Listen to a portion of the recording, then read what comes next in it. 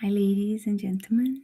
Um, let's see if this format works for us. My idea here will be to read the papal bulls or encyclicals and better said, summarizing. Sometimes I read here and there, but this one in particularly I got only in Portuguese, so I'll definitely be reading. But the link, I believe I did find eventually a link in English.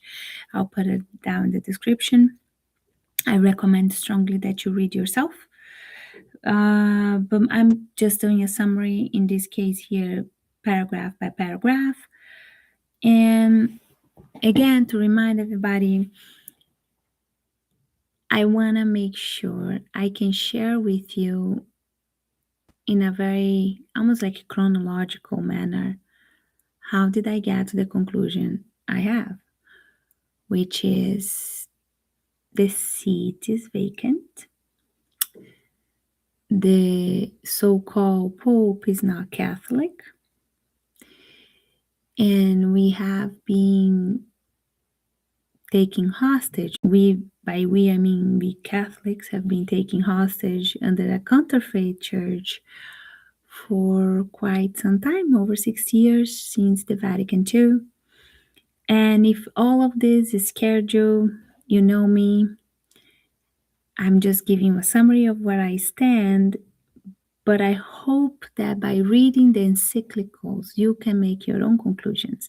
But how did I get into this conclusion was really reading these documents from popes that were in fact Catholics, and they were clear and precise, not ambiguous, not confusing, not speaking truth and then lies, and then was just clear to see. And I know it's hard to hear at first because we don't want to think that, but at the same time, we need to think of the salvation of our souls. It is the most important thing we can do is to save our souls, and especially those around us, our kids. So my intention here is really just to bring information for you to read and be in peace with yourself, that you have enough of real data to perhaps make such get at such a conclusion. And I am happy to answer questions, but just from so you know, I am a sinner and I do not have any theology PhD or anything. However, I do have monks that help me. They live in France. They are Brazilians, but they live in France, and they're Carmelite monks, and they help me. They know I'm doing this, and they help me if I get any questions that perhaps too complex or beyond my pay grade, not something I can look at one of the encyclicals I have read and tell you tell you the answer. So before we start with this very first papal bull from Pope Clement XII, it's important to understand that secret societies have existed for hundreds and hundreds and hundreds of years, perhaps even before the Middle Ages. However, in the current format they exist, they were more properly, let's put it that way, established in the year 1717, 24th of June of the year 1717 in London, and it was combining a few different Grand Lodge or temples. Some people call Masonic temples, and people, we're also going to read the Grand Lodge. And the point is, after their formal, more modern way establishment in the 1700s, nearly 21 years later, we have the Pope Clement XII making the very first positioning the Catholic Church, to this their thoughts, let's put it that way, or condemnation of the Freemasonry. So, is the first condemnation of Freemasonry. It's called In eminenti apostolates specula, from the eminence of the apostolic watch over about secret societies. So, um, this papal bull, and by papal bull I mean an official document sealed, okay, by in the Vatican. The Pope comes in defense of its sheep, right, its flock. And in the first paragraph, he already states how he himself is, in a very humble way, he says he's very unworthy, as compared to obviously the divine providence. He puts himself very humbly in front of God, and he's basically saying that his job as a pope is to save soul and protect the flock, and fight against vice and error, and protect and preserve the Catholic faith. So that is the first paragraph where he states that is his sole role as pope: protect the faith, protect the salvation of souls, protect the faithful, right?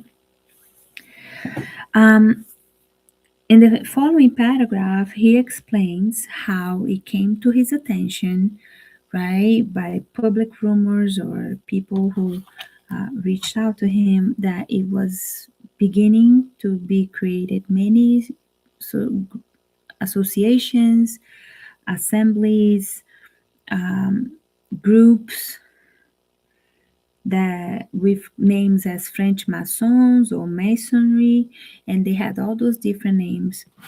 But that these groups of people working, getting together, had a few characteristics, right? Had a few things that really, that's what he's focusing on. Okay. Here he talks that these groups, he's going to describe a few things about it and why he doesn't like it eventually. He's going to say that on the following paragraph. So these groups, the secret groups with different names, but all secret, okay, accept people from all religions, all sects, that have an appearance, and the word here is appearance, of natural probity, like of good stand, of being honest and moral. So the people, the members or the future members, had to have that inclination, or that look, that they looked like they were honest people and they had morals. Okay. And then a few things about the society. The society itself has its own rules and regulations. And when you violate those rules and regulations, the members are subject to punishment, a very grave punishment. And that the swearing, right, when you swear that you are going to uphold those regulations, is done with the hand over the Bible. Okay. And it's required of the members to be secretive about belonging and what happens between closed doors in those meetings. So he starts the third paragraph by saying the human nature, you say don't do something, what happens? Everybody does it, right? Or not, perhaps not everybody, but some people do it. So he starts by saying, given the nature, human nature, and here we have the crime, doing exactly what they asked not to do. So some people that joined, perhaps some, he says, good men that, start to realize how depraved and perverted. So that's the two words that it comes in the book: depraved and pervert. those societies were. And the main because, and those people were telling, because why were they afraid of letting other people know of the light, right? Why do they have this hate towards the light? Because if they were just doing great things inside, there is no need to hide. So he also brings in this paragraph how, in the fourth paragraph, sorry, he brings how even the civil authorities at the time were banning those secret societies as enemy of public order, public security. Okay, now let's keep in mind this is the 1700s, so we are talking really the kings and queens and princes. So in one of the translations I did read, it's like they refer to the princes, if it needed help to use the prince. Anyway, so he continues, right? After a long and mature reflection over what has been happening with the health and preservation of souls in mind, it's required of the church to protect people from these types of people, the people who belong to the society, right? So that they don't seduce the hearts of the simple people and the innocent. So I think this is very important, and we can talk about that more later. But very from the beginning, the Pope already realizes who are the target of those societies, right? The simple hearted and the innocent. Perhaps I, Daniela, would say that would be the masses, but he didn't say that. This is me. So in order to contain the advancement of such societies, right? The Pope decided with the cardinals to completely prohibit the participation or any involvement whatsoever, right, by the clergy and by the faithful. Here he is very stern and really says there's no excuse to help, to associate, to welcome, to let them come home, to receive them or hide them, or do not, he's very clear, involve in any way, shape, or form with members of those secret societies.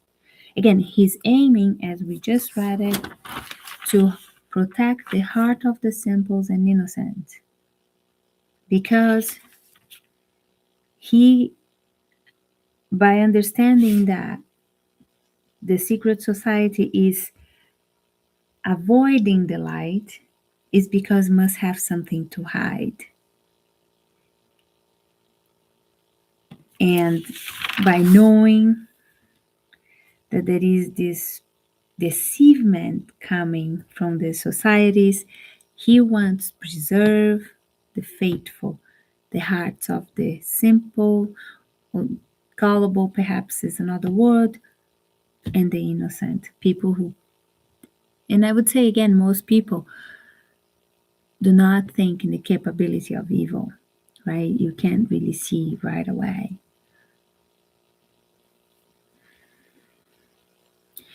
And in fact, I forgot to mention that, I turned this. And the punishment, in case anybody from the clergy or any faithful, Catholic faithful, if you do get involved, is that you're going to be excommunicated, and you could only be reinstated to the Catholic faith if you repent at the hour of your death, and in that acceptance and that reinstatement would be at the hour of your death.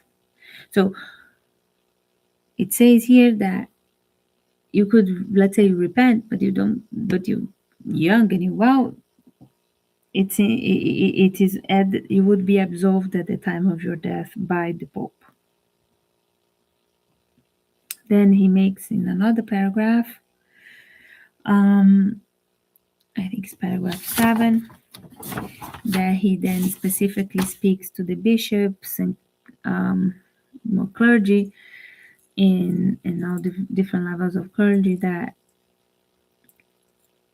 if anybody is, if any of those people in the hierarchy know of somebody who is involved with secret society, that they have to be absolutely suspended, excommunicated, in the punishment has to match their title. So the more responsibility, more punishment. And they all have this ability. He grants them the power to prosecute anybody who gets involved with this, who is part of the clergy who gets involved into this. And he even says that if it is needed, that the clergy could work with the secular arm to perhaps conclude the punishment. And this is important. Understanding that from the beginning, the Catholic Church took such a strong stand against secret society. He was not joking around. He wanted them excommunicated, kicked out of the church clergy, and the severe punishment even for the faithful, right? You had to be excommunicated, and perhaps a repent would come just at the time of death. Because he knew exactly who he was dealing with, right? But he doesn't go much in details. And he says, he ends the papal bull saying, if anybody dares to contradict what this papal bull document states, that he would deal with God himself and his wrath. I think that's a better word.